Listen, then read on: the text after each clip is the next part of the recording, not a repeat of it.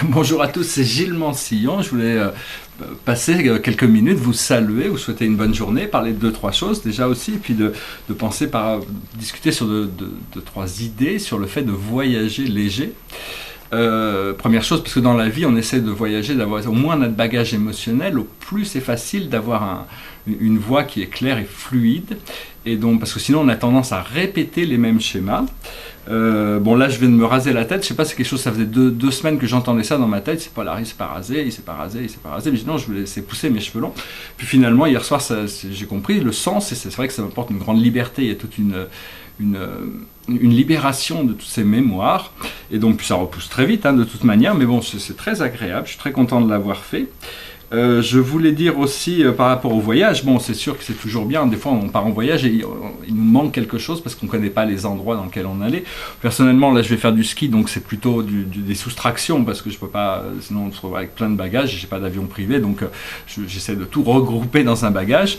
Également quand on voyage, bon, ça c'est mon livre de chevet, il y a des gens qui m'ont posé la question par rapport, c'est le livre d'Urantia, c'est en anglais mais ça existe en français, C'est le livre d'Urantia, il est complètement lisible sur internet en 5 ou 6 langues. Et donc c'est vraiment un livre que je vous recommande pour tous ceux qui s'intéressent à chercher les choses profondes du monde spirituel. C'est vraiment un livre, vous pouvez le lire sur internet, mais une fois que vous l'avez... Une fois que vous avez une copie physique, vous l'aurez pour toute votre vie, quoi. C'est quelque chose à étudier. Il y a aussi des lectures audio qui sont sur Internet, mais c'est seulement en anglais, sur YouTube. C'est assez agréable pour moi. Des fois, quand je peins, je réécoute un chapitre du livre d'Urantia. Tout ça pour dire que, bon, bien que ça soit mon livre de chevet, c'est un livre qui ne voyage pas avec moi, parce qu'il faut quand même voyager léger. Ce que j'ai pour voyager, c'est un livre que j'ai retrouvé, que je sais pas... que je lis juste quand je suis en voyage, donc je suis tout au début, mais c'est vraiment un livre extraordinaire, c'est de la lecture légère, disons, ça s'appelle La Comédie Divine.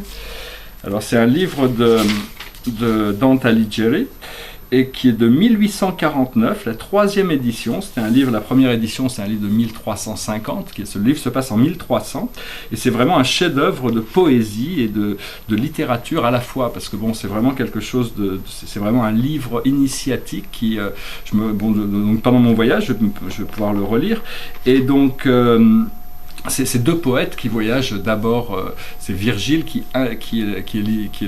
invite Dante et qui le guide à travers les cercles de l'enfer, la découverte du purgatoire et finalement l'arrivée au paradis. C'est très, ça reste, c'est de la poésie du XIVe siècle, mais disons qu'il y a tout un procédé initiatique et Dante nous explique que bon, essentiellement, c'est le voyage qui compte, c'est pas la destination, peu importe où on va, c'est le plaisir qu'on prend dans l'expérience que l'on a de la vie.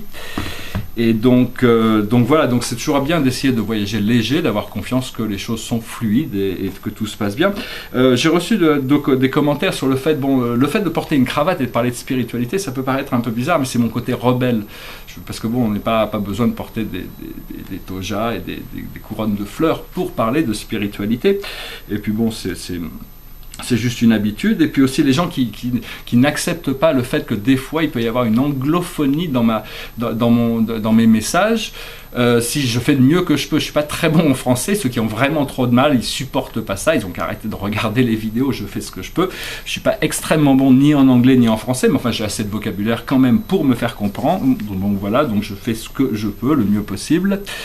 Je voulais parler aussi de l'Akash qui devient assez quelque chose d'assez important, c'est-à-dire avant de se coucher, avant de s'endormir, il est bien de pouvoir demander, de pouvoir réintégrer certaines de ces mémoires akashiques, sa librairie cosmique, parce que c'est dans notre ADN, on a toute cette information et ces choses peuvent se révéler progressivement. Donc c'est vraiment, au début ça peut être des sentiments, des messages audio, des messages visuels, ça peut venir par toutes sortes de formes, de symboles aussi, qui nous prépare à ça, découvrir nos vies passées. Et des fois aussi, on peut découvrir à travers un rêve. Il faut savoir qu'on a eu des vies passées où on était anonymes tous, et on a eu des vies passées où on a pu marquer l'histoire d'une manière ou d'une autre.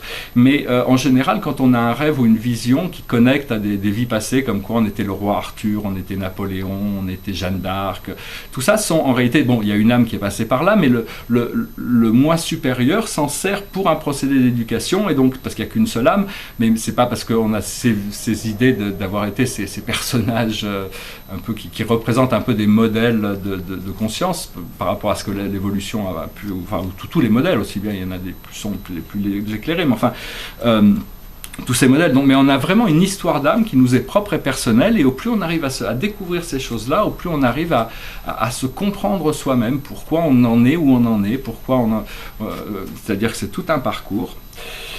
Et donc voilà, donc j'espère que vous demanderez, vous chercherez à vous ouvrir, à découvrir ces mémoires des vies passées pour les intégrer, pour arriver à intégrer aussi tout ce qui est, toutes ces bonnes choses, parce que bon, il n'y a pas de...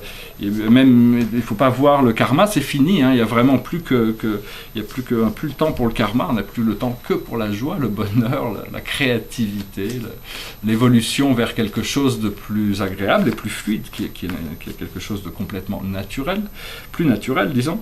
Je vais tirer une carte pour la journée, et c'est la carte de la réceptivité.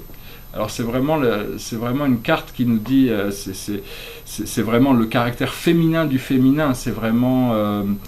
c'est l'eau, c'est l'habilité de pouvoir exprimer ses émotions et de voir les émotions reflétées dans la vie comme un miroir.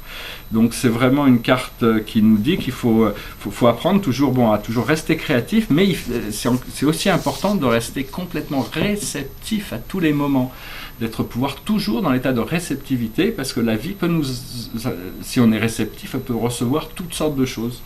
Donc voilà, j'espère que ce message aura été intéressant pour vous, et que vous pourrez profiter de plus en plus de tout ce qui arrive. Je vais chanter une petite chanson, c'est une chanson qui était d'un film, c'est une chanson d'un opéra rock des années 1975, il avait été nominé pour 2 Oscars, c'est un film un peu original des Who, avec Jack Nicholson, Elton John, il y avait Sting, c'est le premier rôle de Sting dedans. Et donc voilà, c'est cette chanson, c'est assez joyeux, je vais essayer de la chanter, it goes like this.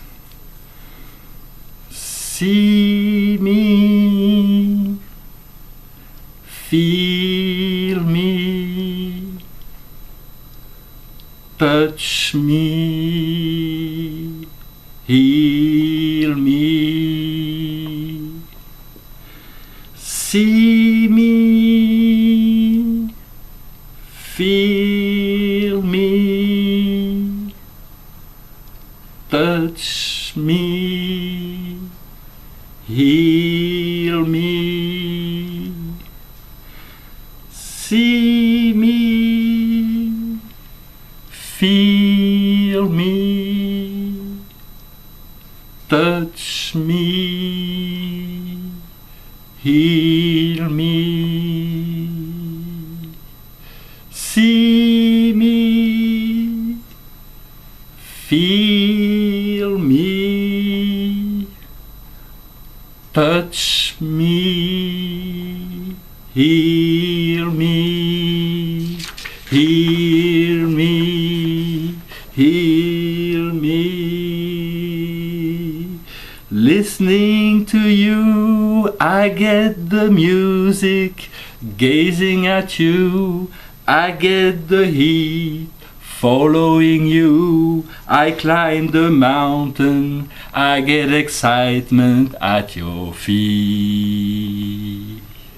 Right behind you, I see the millions on you, I see the glory from you, I get the story.